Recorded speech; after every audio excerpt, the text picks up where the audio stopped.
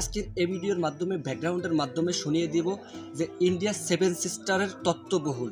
হ্যাঁ, ডেফিনেটলি আপনারা সকলে জানেন যে ইন্ডিয়ার আর কি সেভেন সিস্টার মানে 7 বোনের রাজ্য, সেটা সকলে জানেন যে স্নেক নিক।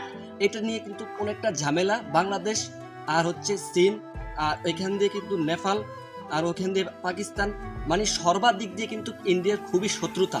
এই জন্য বাংলাদেশের সেভেন সিস্টার একেবারে কাছে। এই বিষয় নিয়ে ব্যাকগ্রাউন্ডে আপনাদেরকে জানিয়ে দিব কিভাবে ইন্ডিয়াকে আর কি কিভাবে এই সেভেন সিস্টারকে আনা যায়, সেই বিষয়ের উপরে আজকে তথ্যবিউলটি এখানে দেখবেন। সো শুরু করা যাক। ভারতের সেভেন সিস্টার বা 7 বোনের সংসার, বাংলাদেশের ভূমিকা। উত্তর পূর্বের 7 রাজ্যের নিরাপত্তা নিয়ে ভারতের উদ্বেগ শেষ নেই। আর এরই মধ্যে খবর এলো ভারতের অভ্যন্তরীণ ঢুকে অরুণাচল প্রদেশে 60 কিলোমিটার ভূমি দখল করে ফেলছে সেনারা। সেখানে তারা ঘাঁটিও বানিয়ে ফেলছে। তথাকথিত সেভেন সিস্টার্স ভারতের সঙ্গে যুক্ত না থাকার প্রশ্ন বাংলাদেশে যে একটা প্রত্যক্ষ সম্পর্ক আছে, সম্ভবত সেই ইঙ্গিতই প্রচলন ছিল শিক্ষার্থীদের ওই স্লোগানে। বাংলাদেশের নিরাপত্তা বিশ্লেষকরাও বারবার এই বিষয়টির উপর জোর দিয়েছে।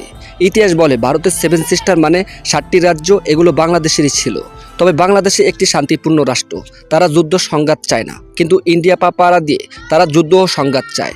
সেক্ষেত্রে একটি রাষ্ট্র বসে তো থাকতে পারে না, যুদ্ধ করাটাই সবচেয়ে জরুরি বলে মনে করি আমি। এটাই আন্তর্জাতিক বেআইনি লঙ্ঘন কখনোই হবে না। সেভেন সিস্টার আমরা আদায় করে ফেলবো, আর কিছুদিনের অপেক্ষা পরে আশা করা যায়। বন্ধুরা, এই ধরনের তথ্যবহুল নিউজ পেতে হলে অবশ্যই আমার এই চ্যানেলটি সাবস্ক্রাইব করে পাশে থাকবেন। Thanks for watching.